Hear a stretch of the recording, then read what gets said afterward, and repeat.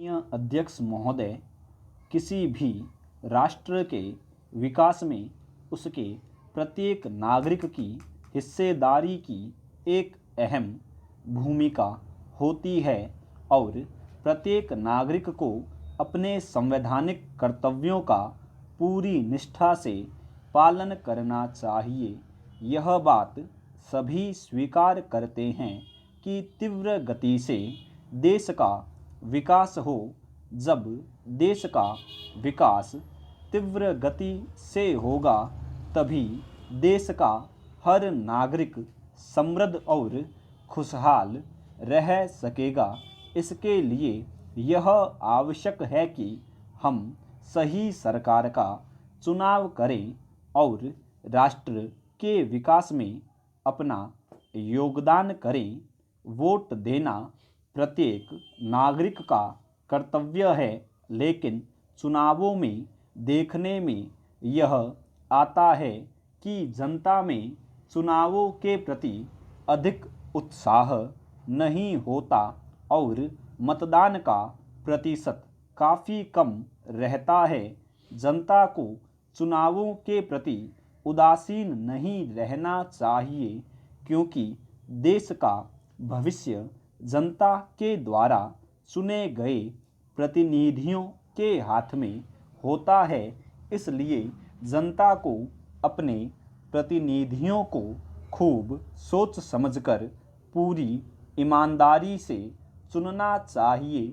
जनता को यह भली भांति समझना चाहिए कि किस दल की क्या नीतियां और कार्यक्रम हैं और चुनाव जीतने के बाद वह दल जनता की समस्याओं को किस प्रकार से हल करेगा। नेक्स्ट, प्रत्येक दल की अलग नीतियां, उद्देश्य और सिद्धांत होते हैं।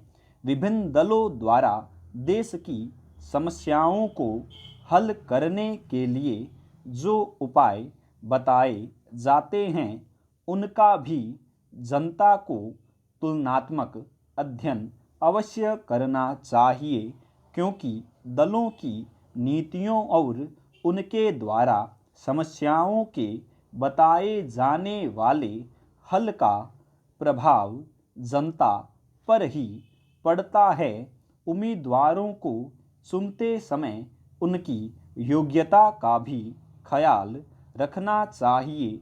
यह बहुत आवश्यक है, क्योंकि यदि जनता चुनावों में योग्य और सही उम्मीदवार को नहीं चुनती है तो चुनाव जीतने पर वह देश का शासन भली भांति नहीं चला सकता है।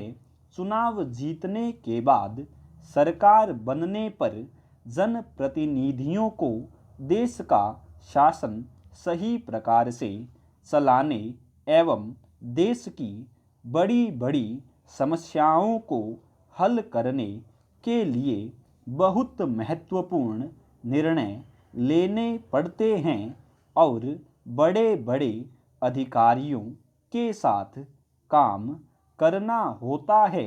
लोकसभा में जो बिल पेश होते हैं उन पर सदनों में होने वाली बहस में भाग लेना होता है तथा देश की आर्थिक नीति व अन्य नीतियां कैसी हों उन पर निर्णय लेने होते हैं।